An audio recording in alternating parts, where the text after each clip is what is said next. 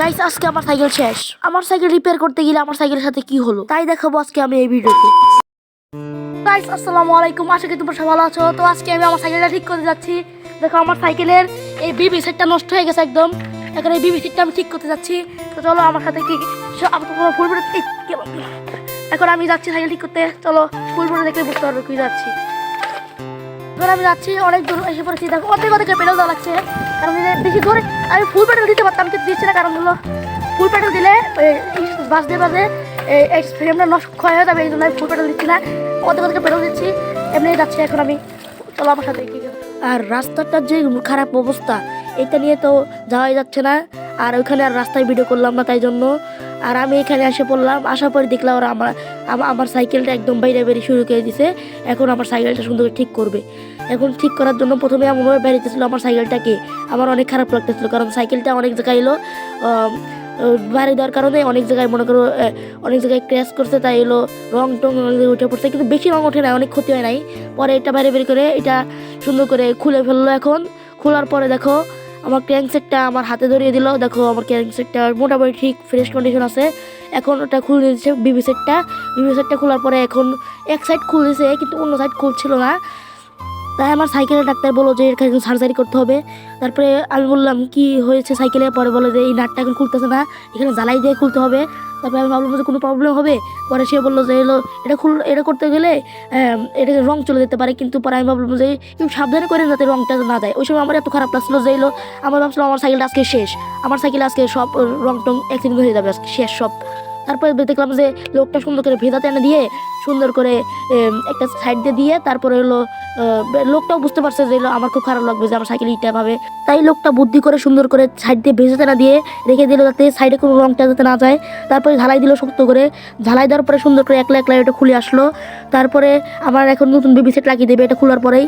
তারপরে আমি তো ভাবছিলাম আজকে আমার সাইকেল শেষ হয়ে যাবে, কিন্তু সাইকেলটা কিছু হয় নাই। তারপরে এখন দেখো নতুন বিবি সেটটা ইনস্টল করছে।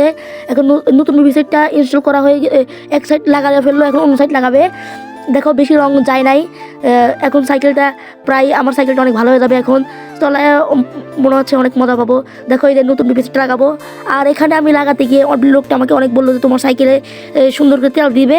আমার সাইকেল কোনো সময় আমি তেল দিই না, কারণ হলো আমি যতটুকু জানতাম যে আমার একটা ভুল ধারণা ছিল যে তেল দিলে সাইকেলটা আরও নষ্ট হয়ে যায়, কিন্তু সে আমাকে বলছিল যে এলো সাইকেলে সুন্দর করে তেল দিবা, পুরো মোবাইলগুলো আসলে ওগুলো দিবা, তাহলে সাইকেল আরও ফ্রি চলবে। তাই আমি ভাবলাম অল্প অল্পকে দিলে যখন ময়লাগুলো আসবে ময়লাগুলো একটা ব্রাশ দিয়ে আমার সরিয়ে দিতে হবে।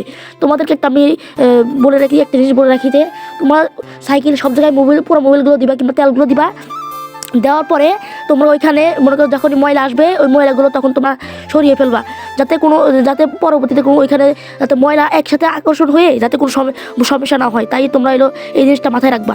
তো আমি এখানে বসে রয়েছি আর এই ফাঁকে দেখি ওরা আমার সাইকেলে ক্র্যাঙ্ক সেটটা ইনস্টল করে ফেলেছে। এখন সুন্দর করে ক্র্যাঙ্ক সেটটা দুই সাইডে সুন্দর করে ইনস্টল করে দিল। আর এখানে আরেকজন মিস্ত্রি এসে আবার দুই সাইডটা দুজন ধরলো, ধরার পরে ক্র্যাঙ্ক সেটটা ইনস্টল হয়ে গেল। এখন ক্র্যাঙ্ক সেটটা ইনস্টল করা হয়ে গেছে। এখন আমার সাইকেলের সাথে চেনটা আর হলো গিয়ারটা সুন্দর করে টিউনিং করে দেবে যাতে কোনো গিয়ার যাতে প্রবলেম না হয়। আর আগে আমার সাইকেলে মনে করো যে সবগুলো গিয়ারই উঠতো, কিন্তু গিয়ার একে উঠতো না, আর এখন এটাও ঠিক করে দিয়েছে লোকটা, সুন্দর করে সব কিছু ঠিক করে দিয়েছে। এখন সাইকেলের গিয়ার 1 থেকে 8 পর্যন্ত সবগুলো ওঠে। এই তার সার্ভিসটা অনেক আমার কাছে ভালো লাগছে, তার কাছে তোমরা অবশ্যই আসবে। এখানে লোকেশন হলো ময়মনসিংহ ভালুকা ময়মনসিংহ জামির দিয়া মাস্টারবাড়ি আব্দুল গনি স্কুলের একটু পিছনে গেলে তার দোকানটা পেয়ে যাবে। তার দোকানে দেখো অনেক কিছু আছে, এয়ার সাসপেনশন থেকে শুরু করে পুরাতন সবগুলো পার্টসই আছে তার কাছে।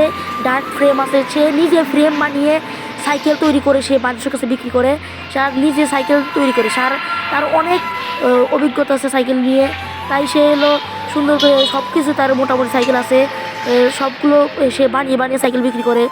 তার কাছে সবগুলো সাইকেলেরই ফ্রেম আছে, ডার্ক ফ্রেম থেকে শুরু করে রাইডিং ফ্রেম সবগুলোই আছে।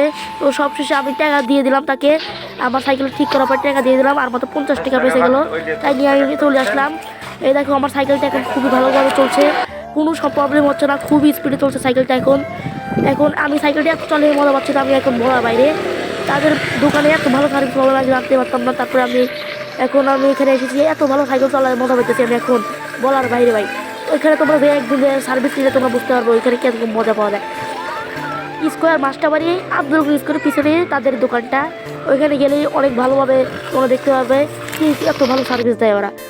আর তারপর আমি বাড়িতে চলে আসলাম, বাড়িতে চলে আসার পর সুন্দর করে সাইকেলটা ধুয়ে মুয়ে সুন্দর করে রেখে দিলাম। আর সাইকেলটা চলাতে এখন অনেক ফ্রি হচ্ছে। তোমাদের ভিডিওটা কেমন লাগলো অবশ্যই চ্যানেলটা সাবস্ক্রাইব করে দিও।